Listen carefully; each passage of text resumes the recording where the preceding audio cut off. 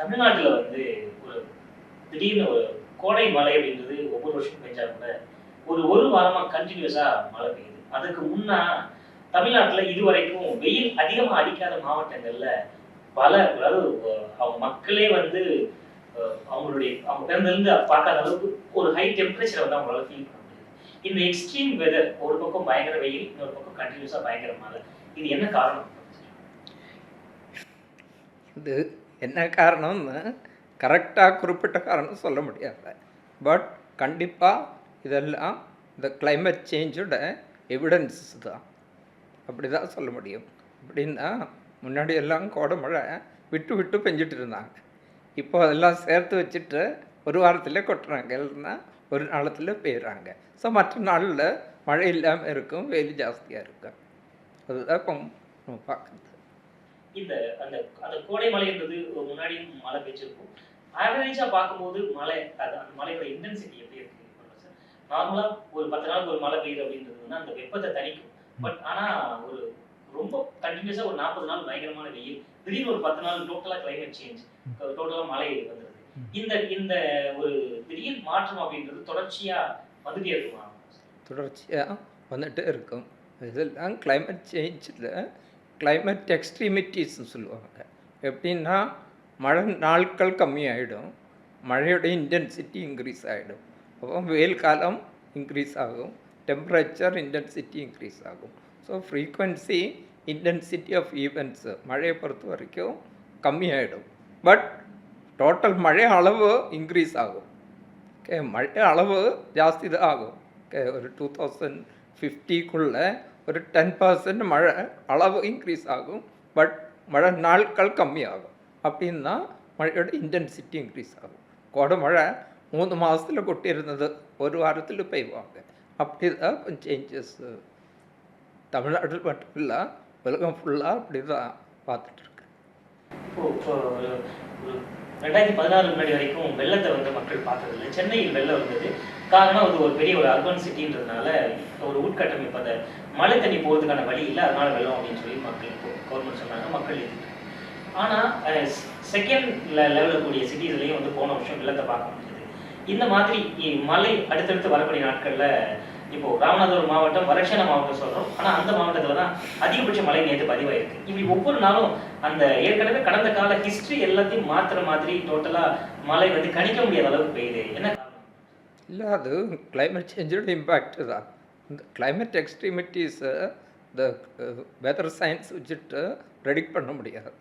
Okay, weather இந்த cloud formation ஆயிடுச்சுன்னா ஒரு 5 டேஸுக்கு முன்னாடி தான் ஓரளவுக்கு சொல்ல முடியும். 3 டேஸ்க்கு முன்னாடியே கரெக்டாக சொல்கிறாங்க ஐஎம்டி பேஸ் பண்ணி.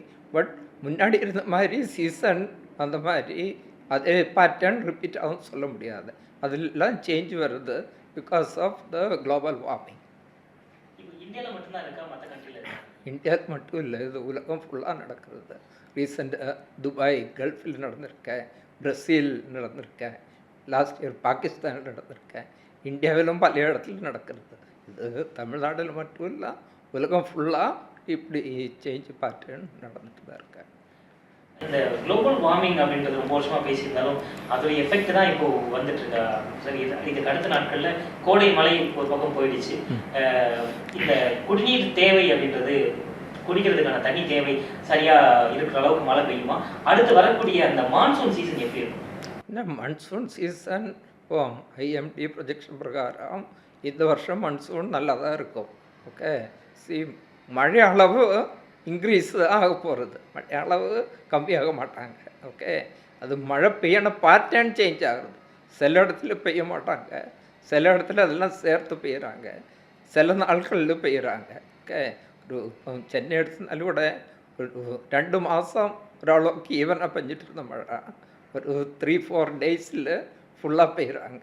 ஓகே, ஸோ அதுதான் ஒரு சேஞ்சு, கிளைமேட் சேஞ்சோட ஒரு impact, clear evidence that climate changes happening.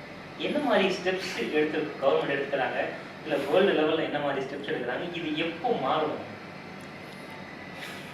இது அவ்வளோ சீக்கிரம் ஸ்டெப் எடுத்து மாற்ற முடியாது.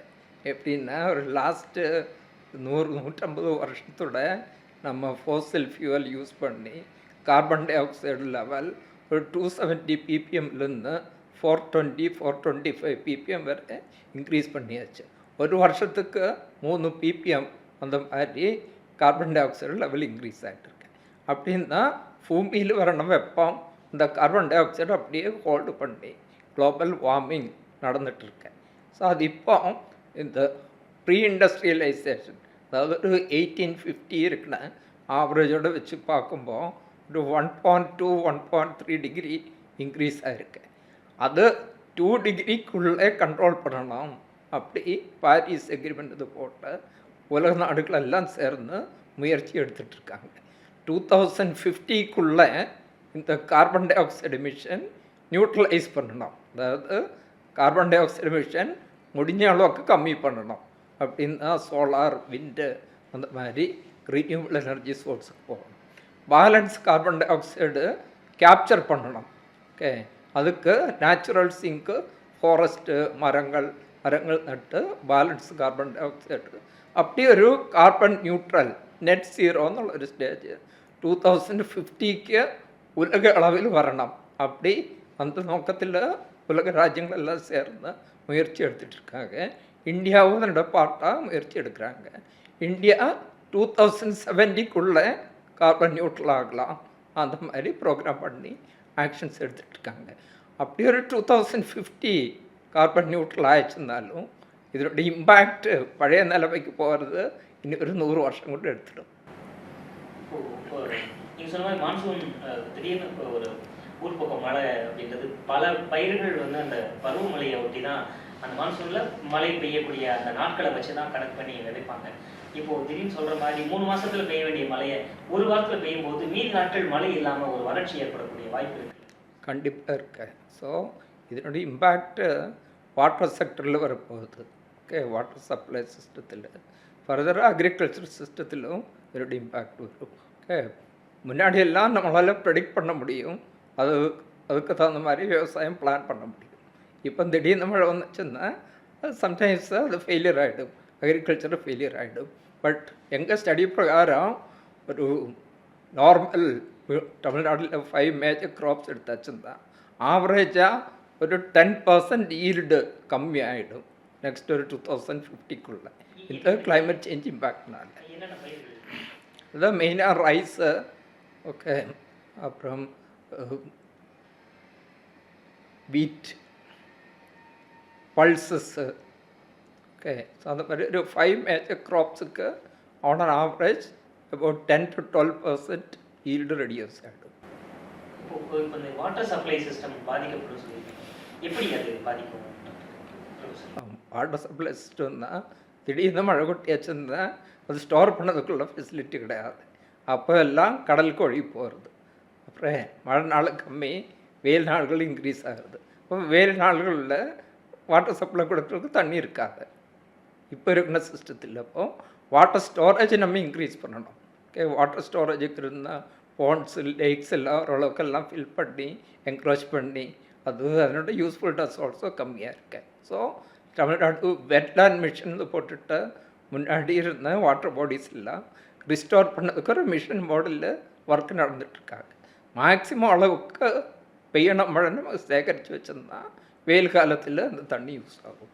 ஸ்டோரேஜ் இல்லைன்னா வாட்டர் சப்ளை பிரச்சனையாகும். அந்த வெட்லேண்ட் மிஷன் மாதிரி இப்போ இந்த வருஷம் புதுசாக ஏதாவது அந்த வெட்லேண்ட்லேயே நீங்கள் சொல்கிற மாதிரி ஸ்டோரேஜ் அதிகமாக்குறதுக்கான ஸ்டெப்ஸை கவர்மெண்ட் எடுத்துருக்காங்களா? இன்னும் கவர்மெண்ட் எடுத்துகிட்டு இருக்கா. நம்ம டீம்லேருந்து ஏதாவது ரெஃபரன்ஸ் இதை ரெக்கமெண்டேஷன் கொடுத்துருக்கோம்? நம்ம டீமில் எடுத்த ரெக்கமெண்டேஷன் இல்லை. ஆல்ரெடி கவர்மெண்ட்டு ஒரு மிஷன் மோடில் வெட்லேண்ட் மிஷன், அதாவது நம்ம ஸ்டேட்டில் இருக்குன்னா வாட்டர் பாடிஸ், எந்தெந்த வாட்டர் பாடிஸு டிக்ரேட் ஆகிருக்கு, ஏரியா கம்மியாக இருக்கு, என்க்ரோச்மெண்ட்டாக இருக்குது. ஸோ முக்கியமான ஒரு 100 வெட்லேண்ட்ஸ் ஐடென்டிஃபை பண்ணி அதோட கெப்பாசிட்டி என்ஹான்ஸ் பண்ணி அதுவும் ஒரிஜினலாக எப்படி இருந்திருக்கோம் அந்த மாதிரி ரிஸ்டோர் பண்ணதுக்குள்ள முயற்சி மிஷன் மோடில் எடுத்துகிட்ருக்காங்க. அதுவும் ஒரு மெயின் ஆக்ஷன் வாட்டர் ஸ்டோரேஜுக்கு. அதே மாதிரி எல்லா இடத்துலையும் முடிஞ்ச அளவுக்கு வாட்டர் ஸ்டோரேஜ் இன்க்ரீஸ் பண்ணணும். ஓகே, அது ஃப்ளட்டும் ரெடியூஸ் ஆகும், வெயில் காலத்தில் வாட்டர் அவைலபிலிட்டி இன்க்ரீஸ் ஆகும். இந்த ஹில் ஸ்டேஷனில் திடீர்னு ரொம்ப ஒரு ஹைலி ரெயின்ஃபால் வருது, வெள்ளம் போகிற அளவுக்கான மழை பெய்யுது, அது என்ன காரணம்? அதெல்லாம் கிளைமேட் சேஞ்சோட இம்பேக்ட்னு தான் சொல்ல முடியும். இப்போ திடீர்னு இன்டென்ஸ் மழை பெய்கிறாங்க. ஓகே, ஸோ இன்டென்ஸ் மழை ஒரு குறிப்பிட்ட அளவில் பெஞ்சிச்சுன்னா அந்த இடத்துல அது வெள்ளமாக வருது. முன்னாடியெல்லாம் அப்படி இல்லை, மழை ஆவரேஜாக தான் பெய்வாங்க, கொஞ்சம் கொஞ்சமாக தான். ஓகே, இப்போ அப்படி இல்லை. ஒரு ஹவர் இல்லை, ஒரு நாள் இல்லை, ஒரு வருஷம் பெய்ய வேண்டிய மழை ஒரு இடத்துல பெஞ்சாச்சுன்னா அங்கே வெள்ளம் தானே வரும். அதுதான் லாஸ்ட் இயரில் நடந்துச்சு. திஸ் இயரில் ரீசெண்டாக குற்றாலம் திடீர்னு மழை பெஞ்சிருச்சு.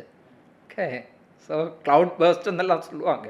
அதுக்கு மீனிங் இவ்வளோதான், நார்மல் ரெயின்ஃபாலோட பல மடங்கு இன்டென்சியாக ரெயின் வருது, மழை வருது. அப்போ இனிமேல் இந்த வருஷத்தில், இந்த வரக்கூடிய வருஷத்தில் வந்து எல்லாத்தையுமே க்ளவுட் பர்ஸ்டிங் நிறைய எதிர்பார்க்கலாமா? கண்டிப்பாக எதிர்பார்க்கலாம். ஃப்யூச்சரில் அப்படி தான். இப்போ லாஸ்ட் ஒரு 3-4 இயர்ஸ் பார்த்தோம்னா க்ளவுட் பர்ஸ்ட்டு, ஃப்ளாஷ் ஃப்ளட்டு அதெல்லாம் இன்க்ரீஸ் ஆகிட்டு தான் இருக்கு. ஸோ நம்ம கிளைமேட் சேஞ்சுக்கு மிட்டிகேஷன் ஆக்ஷன் எடுக்கிறதுக்கு இதோடு சேர்ந்து அடாப்டேஷன் ஆக்ஷன், இப்போ ஹில் ஸ்டேஷன்ஸு அந்த மாதிரி இந்த மாதிரி ஃப்ளாஷ் ஃப்ளட்ஸ் வர்றதுக்கு பாசிபிலிட்டி இருக்கிற இடத்துலலாம் முன்னாடியே வார்னிங் கொடுத்து மக்களை அந்த இடத்துலேருந்து ஷிஃப்ட் பண்ணி அதுதான் அடாப்டேஷன் ஆக்ஷன் சொல்லுவாங்க. Mitigation option, adaptation. மிட்டிகேஷன் இதனோட இம்பேக்ட் கம்மி பண்ணதுக்குள்ள action, carbon dioxide emission reduce பண்ணதுக்குள்ள ஆக்ஷன். அடாப்டேஷன் இது மாதிரி இம்பேக்ட் வந்ததுன்னா அதோட மேனேஜ் பண்ணதுக்குள்ள ஆக்ஷன். ரெண்டும் சேர்ந்து எடுக்கலாம். இப்போ இந்த ஃபாரஸ்ட் ஏரியா, ட்ரை ஏரியா அப்படின்னு சொல்லிட்டு முன்னாடி அந்த காரணத்தினால அதிக மழை இருந்தது.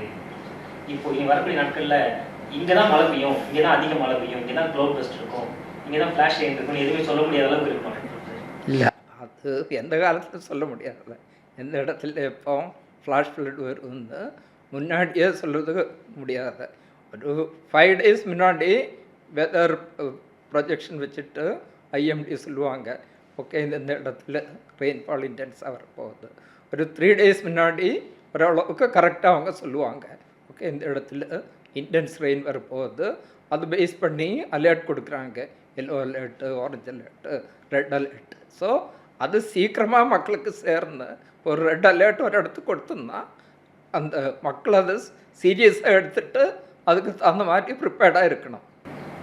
இப்போ நம்ம தமிழ்நாடு ஸ்டேட்டில் வந்து ரெகுலராக ரிசர்ச் போயிட்டு இருக்கு. இன்னொரு பக்கம் ரெயின், இன்னொரு பக்கம் ட்ரவுட், எல்லாத்தையுமே நீங்கள் இப்போ கேல்குலேட் பண்ணுறீங்க. மற்ற மாநிலங்கள், மற்ற ஸ்டேட்ஸ் எல்லாம் அது ஒரு ப்ராப்பராக எல்லாம் பண்ணிட்டு இருக்காங்களா? ஓவரால் இந்தியாவில் இந்த இந்த ட்ரவுட், இந்த மழையை எதிர்கொள்றதுக்கான அந்த நடவடிக்கைகள்லாம், ஸ்டெப்ஸ் எல்லாம் எந்த அளவுக்கு எடுத்துட்டு இருக்காங்க மற்ற ஸ்டேட் மாநிலங்கள்? ஏன்னா மற்ற ஸ்டேட்ஸும் எடுத்துகிட்டு இருக்காங்க. நம்ம நேஷ்னல் லெவலில் ஒரு 8 மிஷன்ஸ் இருக்கு, 8 மிஷன் மாடலில் ஒர்க் நடந்துகிட்ருக்கேன்.